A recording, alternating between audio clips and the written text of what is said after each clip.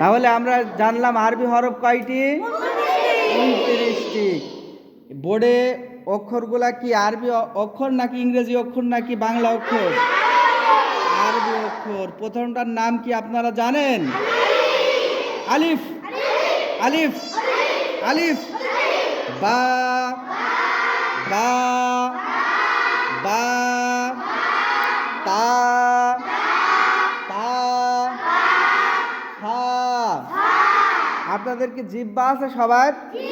আপনাদের কি দাঁত আছে? কার কার জিহ্বা আছে হাত উঠান। সবার আছে? দাঁত সবার আছে? তাহলে আমি হাত লাগাও, আমি যেটা বলবো সেভাবে করবা, ঠিক আছে? জিহ্বার আগাটা সামনের 2 দাঁতের সাথে লাগাবা। ফা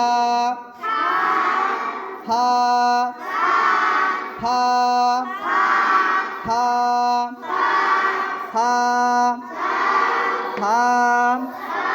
3 নুক্তা আলা হরফের নাম কি?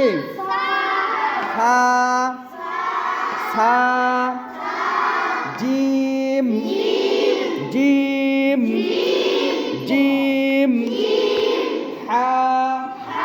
এই যে সেই হাটা। 2 নাম্বার মাখরাজ হলকের মধ্যখান হইতে আইন হা। এই হাপান তাকাও, এই হাটা মধ্যখান থেকে, ঠিক আছে? হা হা জিম হা। আলিফ আলিফ আলিফ বা তা সা জিম জিম হা খ দাল দাল দাল র ঝা সিন সিন। বলেন এই অক্ষরটার নাম কি? এই তাকিয়ে বলবে এই অক্ষরটার নাম কি?